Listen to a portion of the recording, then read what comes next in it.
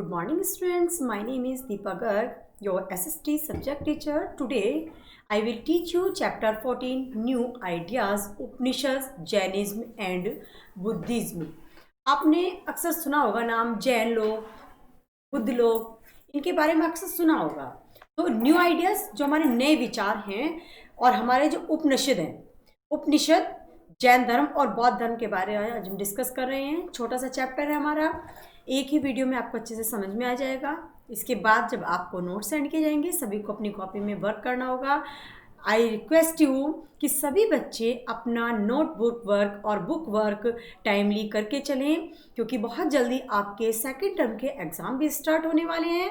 और जैसे ही आपको मैसेज मिलेगा कि आपको कॉपी बुक अपनी चेकिंग के लिए स्कूल में डिपॉजिट करना है, चैप्टर 18 तक होने के बाद फिर आपको कॉपी चेकिंग करा करके अपनी तैयारी करनी है एग्ज़ाम के लिए।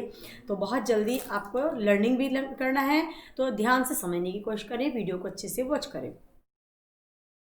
The Indian philosophy occupies an important place in the world. It has accepted its fold new ideas with open arms. This is the reason that new ideas have sprouted here from time to time and acceptable by the people. Thus, a number of philosophies came into being in India. तो जो हमारे उपनिषद हैं, भारतीय दर्शन का संसार में एक बहुत बड़ा स्थान होता है। इसके नए विचार जो हमारी न्यू आइडियाज़ हैं, इसके नए विचार और सिद्धांतों को उदारता से अपनाया गया है।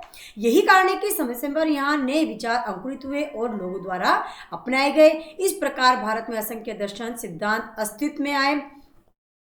We can divide the Indian philosophies into two chief types. Number 1 theist philosophies, number 2 atheist philosophies. तो वे सिद्धांत जो वेदों की प्रामाणिकता है, that is those philosophies which believe in the authenticity of the Vedas and Upanishads have laid down a number of philosophies, the Vedanta of which is the most important. The Advaita Vedanta has laid down the Shankaracharya is the most important philosophies in this type. तो जो हमारे ईश्वरवादी थे, वे सिद्धांत जो वेदों को प्रामाणिकता से मानते थे और वे ईश्वरवादी विचारधारा के अंतर्गत आते हैं। उपनिषदों ने असंख्य सिद्धांतों का प्रतिपादन किया, जिनमें वेदांत सबसे महत्वपूर्ण है। शंकराचार्य द्वारा प्रतिपादित अद्वैत वेदांत वेदांत सिद्धांतों में सबसे महत्वपूर्ण है। नंबर 2 आता है हमारा atheist philosophies, that is those philosophies which do not believe in the authenticity of the Vedas. There are 6 of them. The two most important philosophies under this type are Jainism and Buddhism. वे सिद्धांत जो वेदों की प्रामाणिकता को नहीं मानते हैं, वे अनिश्वरवादी विचारधारा के अंतर्गत आते हैं। इस विचारधारा के 6 सिद्धांतों में से 2 हमारे मुख्य होते हैं, जिनको हमने नाम दिया है जैनिज्म और बुद्धिज्म। अब सबसे पहले हम स्टडी करते हैं उपनिषद। तो उपनिषद क्या हैं? The Vedas are the primary source of all those thoughts in Hinduism. In the beginning religious practice were simple in nature, but with the passage of time they become expensive and complicated because the Brahmins introduced many rites and ritual, many of which were aimed at making money. As confused, the common people found it difficult to practice them. This resulted in the laying down of new ideas in the form of Upanishad, Jainism and Buddhism. There are number of Upanishads. These were written to complement the Vedas and to tell the real meaning of the Vedas. They dealt with all aspects of life. Different rishis says wrote them. The 11 Upanishads are considered the most important. These are जो important है, ईसा, कथक, केना, पारसाना, मंडका, अंडुका, ईशा, कठ, केन, प्रश्न, मुंडक, श्वेताश्वर, मांडुक्य, तैत्रीय,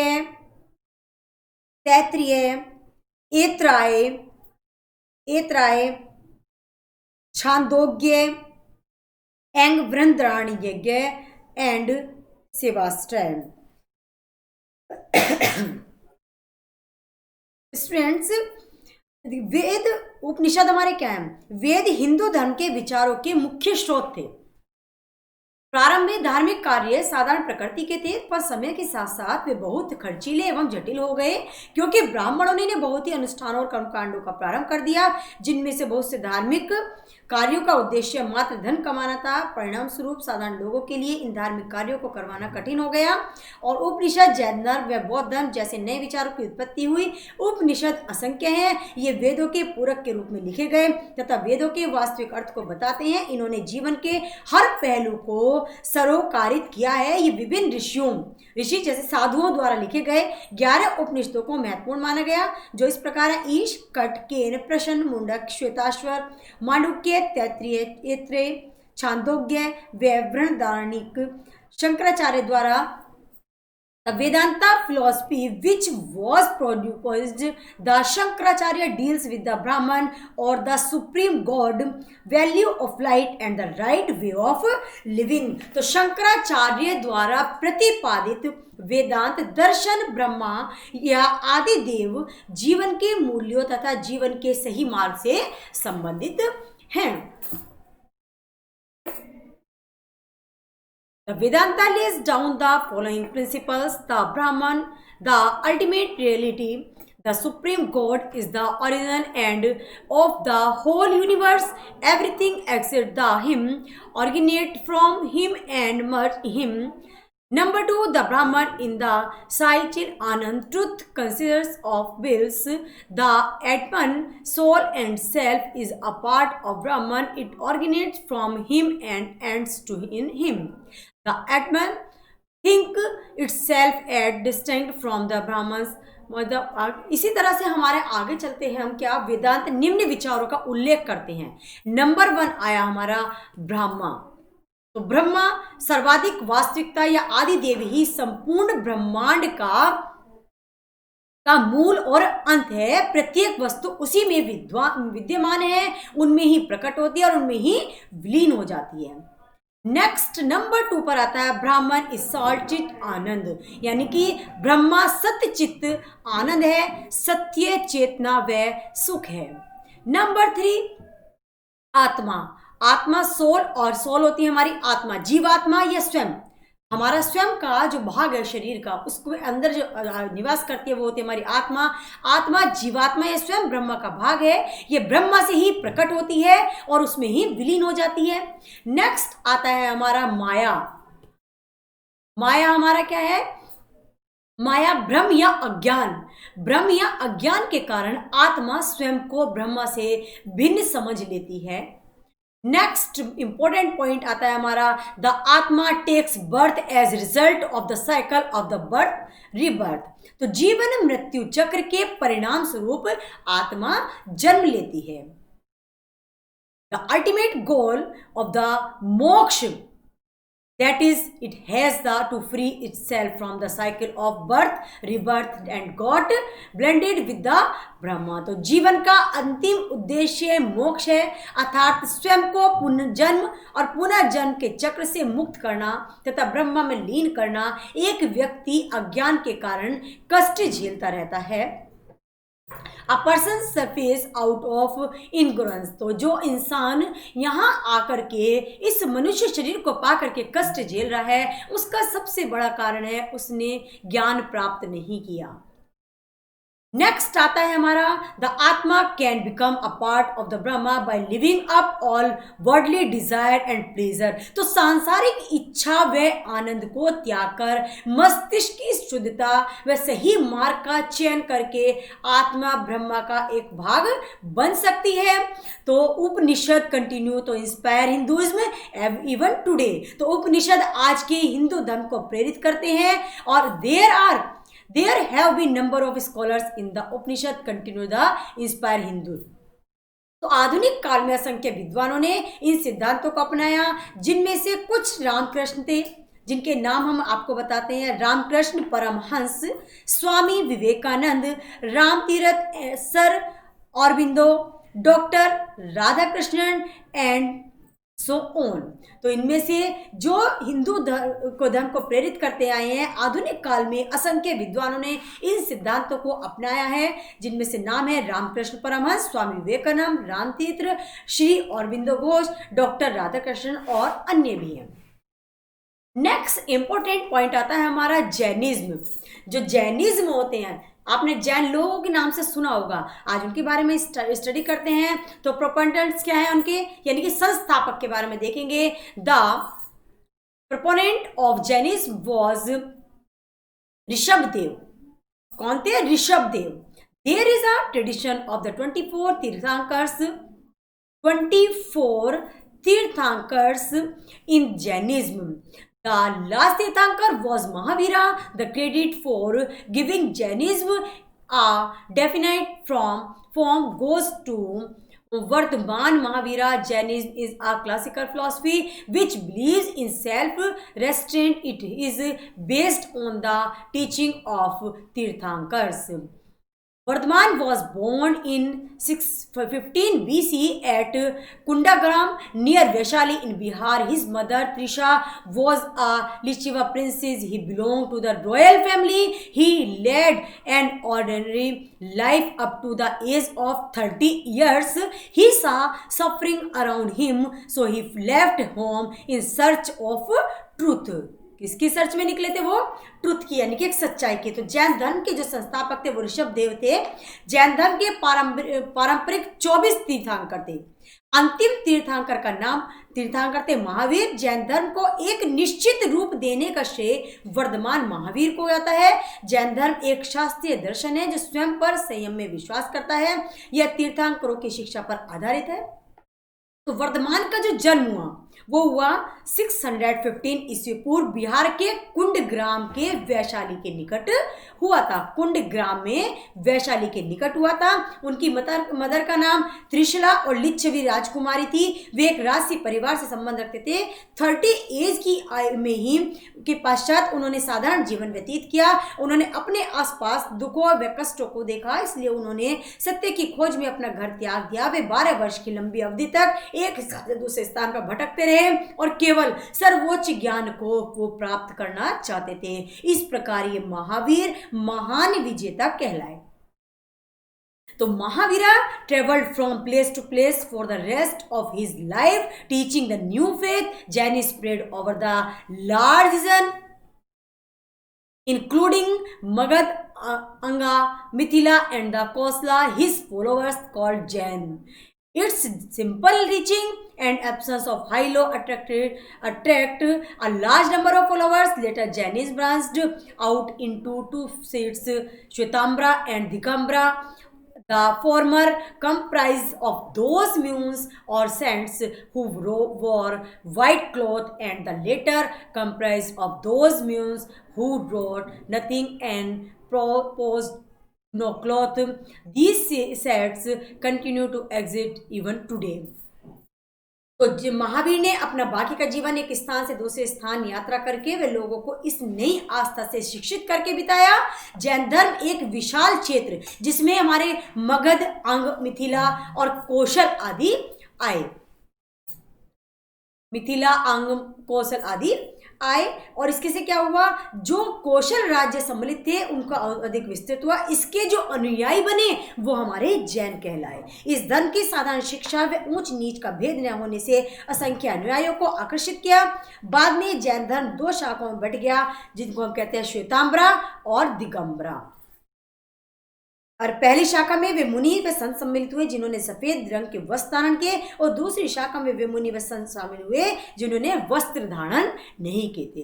तो श्वेतांबर जो वस्त्र पहनने वाले होते हैं, और दिगंबर जिन्होंने वस्त्रों का त्याग कर दिया था, जिन्होंने वस्त्र धारण नहीं किए, वे संप्रदाय आज भी अस्तित्व में आते हैं। नेक्स्ट होता है हमारा शिक्षा। अब शिक्षा के बारे में देखते हैं, क्या स्टडी कर रहे हैं हम। The success of Jainism lies in its simple teaching. Its teaching are called which the right faith, right knowledge and right conduct.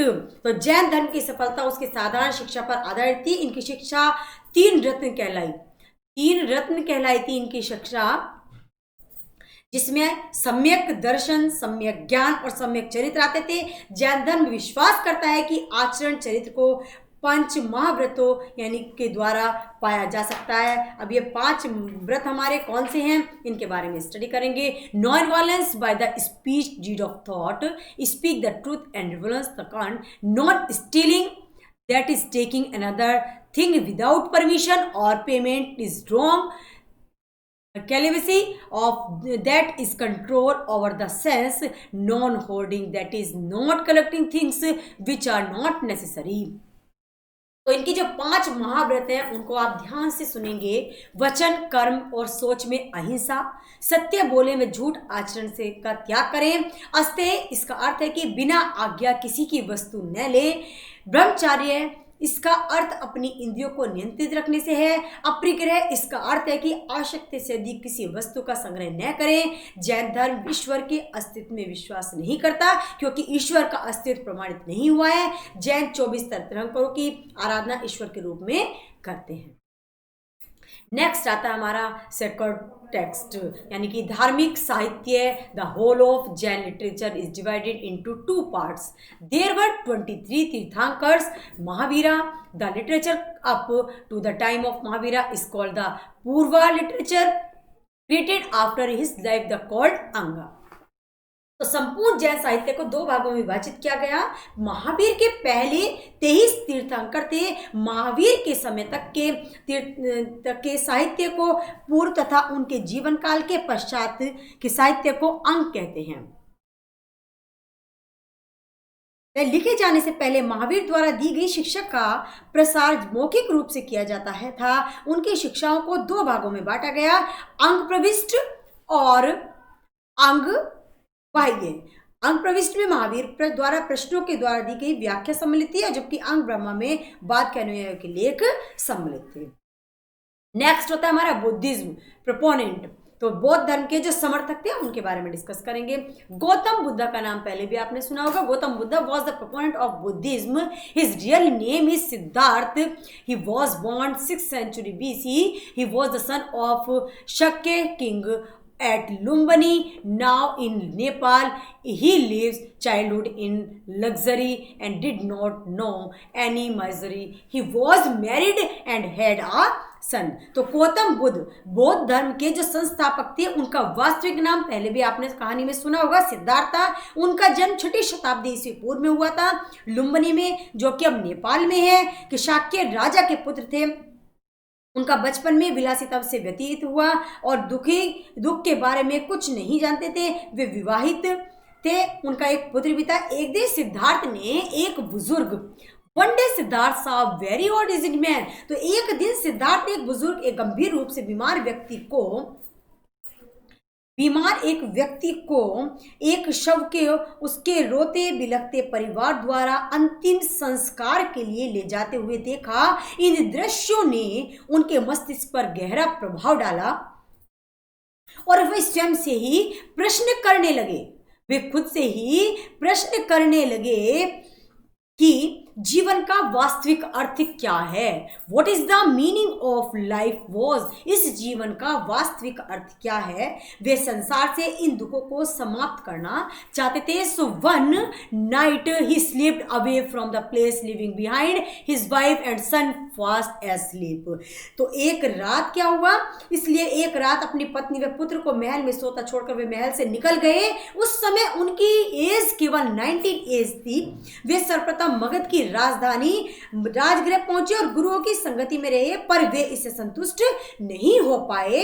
6 वर्षों तक उन्होंने गंभीर तरीके से प्रायश्चित और तपस्या की, लेकिन वे संतुष्ट नहीं हुए।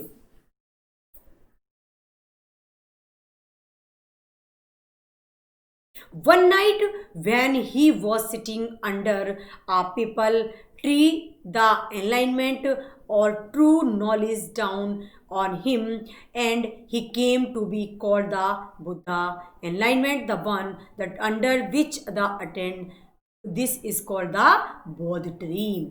तो एक रात जब वे पीपल के वृक्ष के नीचे बैठे थे तो उन्हें परम ज्ञान यानी कि सच्चे ज्ञान की प्राप्ति हो गई और वे बुद्ध ज्ञानी कहलाए। वे वृक्ष जिसके नीचे उन्होंने वे ज्ञान प्राप्त किया था उसे बोधि वृक्ष के नाम से जाना जाने लगा, जो महाबोधि मंदिर बोध गया बिहार में आज भी अच्छे से स्थित है।